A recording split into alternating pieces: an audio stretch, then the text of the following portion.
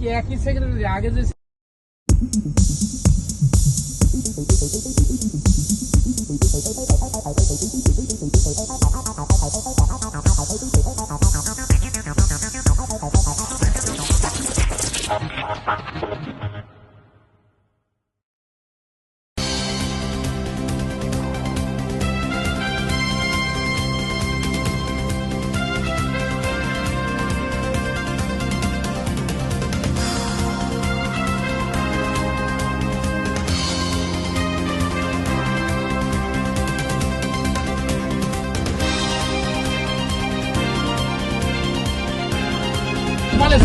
Hello guys, আসসালামু আলাইকুম।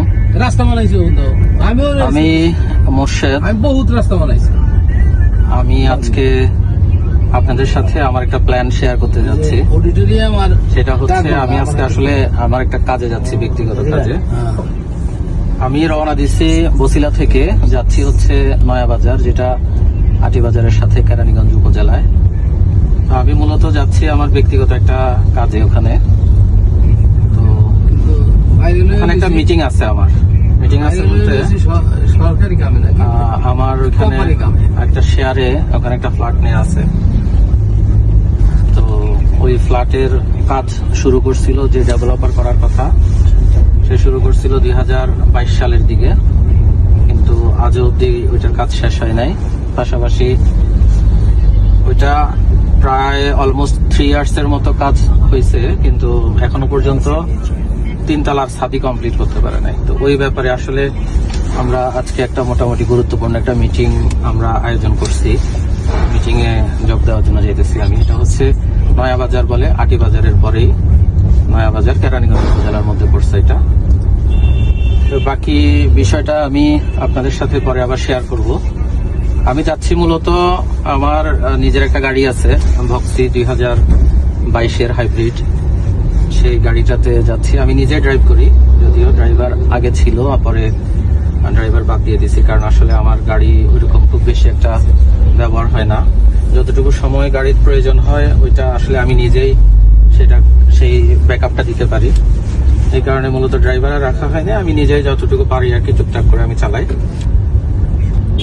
তো পরবর্তীতে চিন্তা করলাম যে তাহলে ওই গাড়িতেই যাচ্ছি, নিজের গাড়িতেই নিজে ড্রাইভ করে যাচ্ছে আপনাদের দোয়ায়। আর আমার সাথে যারা যাচ্ছে, আমার কলিগ আছে, ছোট ভাই আছে, শালা আছে, আমার এক দাদা আছে। তো ওনাদের সাথে আপনাদেরকে পরিচয় করে দিব। একজন হচ্ছে আমার ছোট ভাই কাম হচ্ছে কলিগ, সে হচ্ছে জিসান আহমেদ। আর আরেকজন আছে হাসানুল কবির। আর আমার শালা আছে, মানে শ্যালক হচ্ছে মাজেদুল ইসলাম সোহাগ।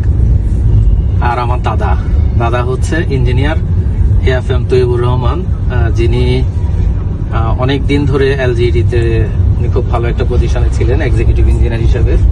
উনি বেশ কয়েকটা জেলায় উনি দায়িত্ব পালন করছেন, তার মধ্যে উল্লেখযোগ্য হচ্ছে শরীয়তপুর, তারপরে হচ্ছে মানিকগঞ্জ, এরপরে হচ্ছে আপনার মানিকগঞ্জে মোটামুটি উনি খুব বেশি সময়, আর হচ্ছে শরীয়তপুরে 2 জায়গাতে উনি কাটাইছেন।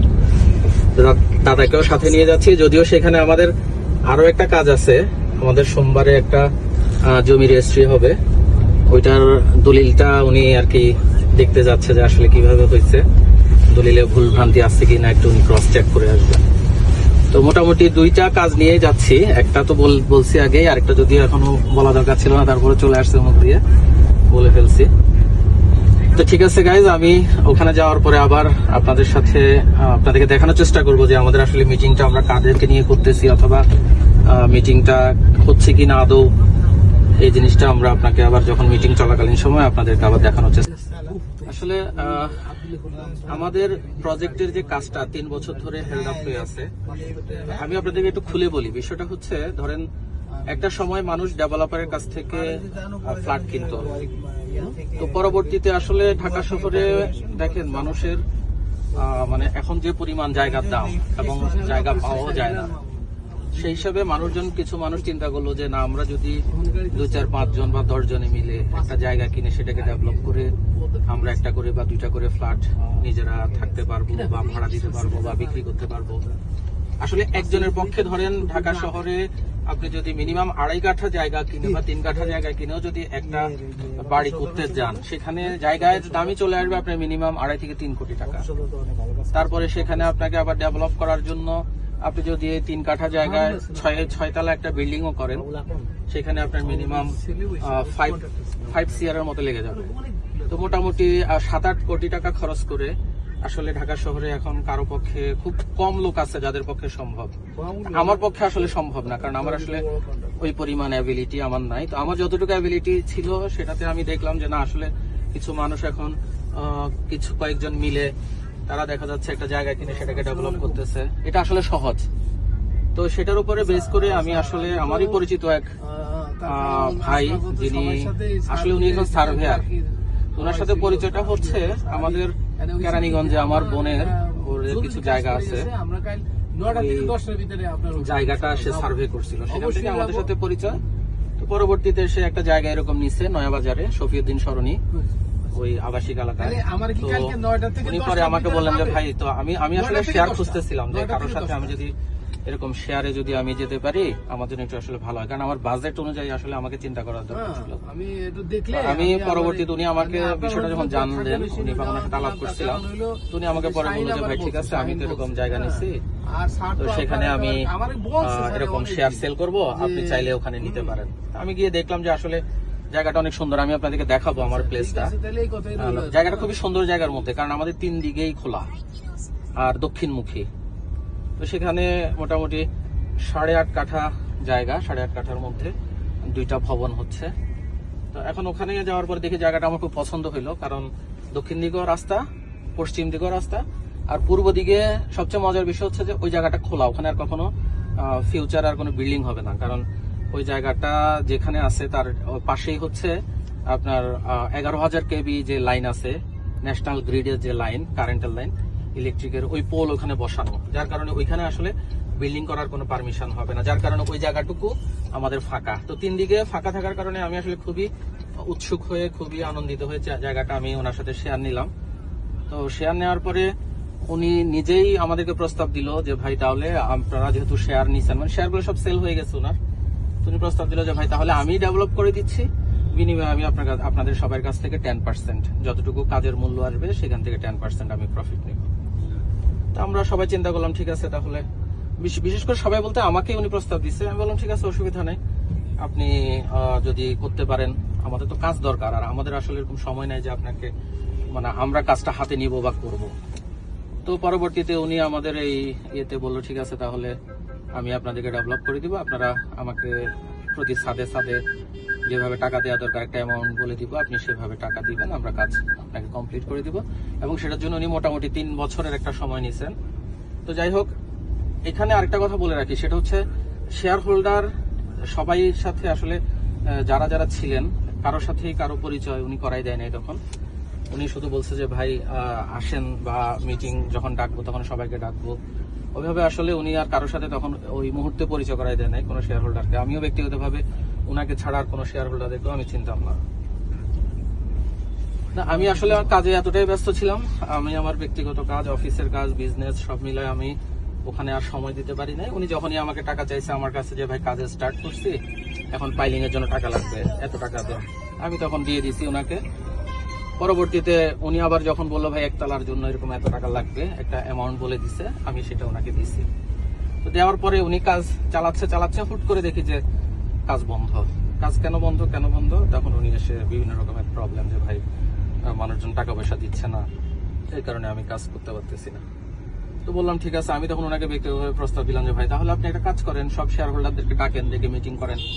উনি আসলে এটা করতে অনীহা প্রকাশ করছিল, মানে উনি অ্যাভয়েড করে যাচ্ছিলেন বিষয়টা আর কি, টেকনিক্যালি, তার তখন বুঝতে পারি নাই।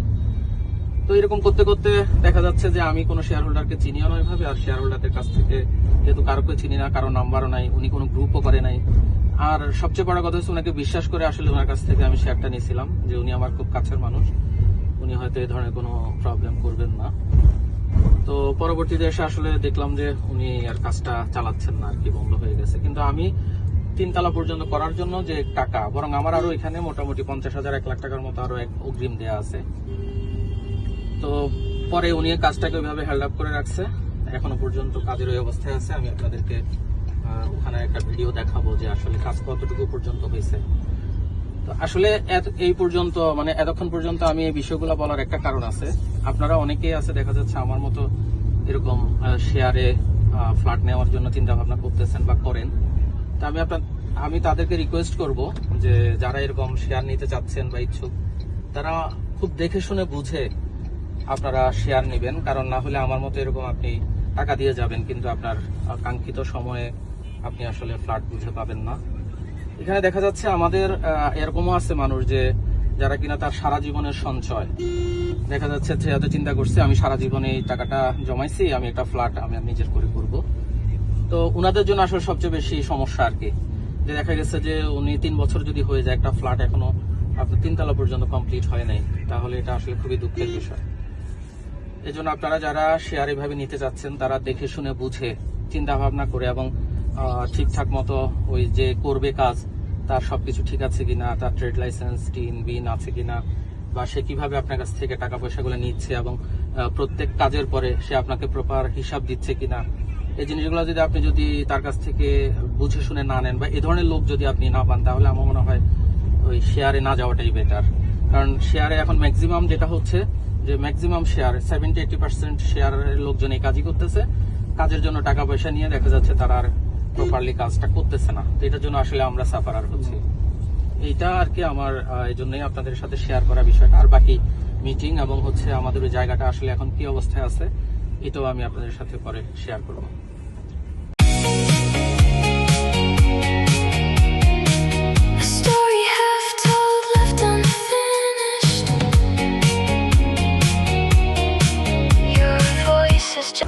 তো গাইজ চলে আসলাম আমার সেই ফ্ল্যাটের ওইখানে। হ্যাঁ, এটা হচ্ছে আপনাদেরকে আস্তে আস্তে বলছিলাম যে আমার আসলে যে 3 দিকে খোলা, পশ্চিম দিকে একটা রাস্তা, তারপরে দক্ষিণ দিকে, এবং আমাদের প্রজেক্টটাও দক্ষিণমুখী, এবং পাশে এই যে 11,000 কেভির যে ইলেকট্রিক লাইন, যার কারণে ওই পাশটাও আমাদের খোলা থাকতেছে। এটা সেই প্রজেক্ট।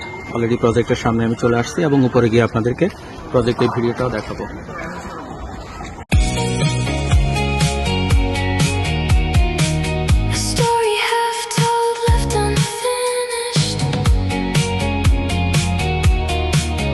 গাইজ এখানে আমাদের টোটাল 8.5 কাঠা জায়গা, তার মধ্যে আমাদের 2টা ভবন করতেছি আমরা। টোটাল আমাদের 36টা শেয়ার।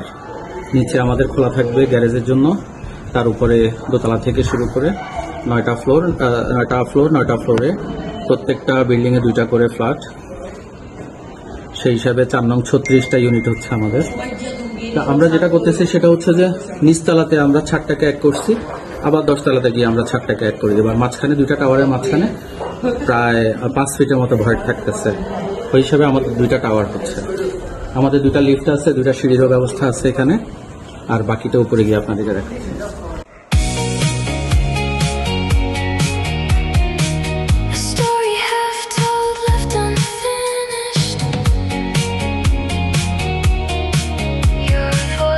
Just a distant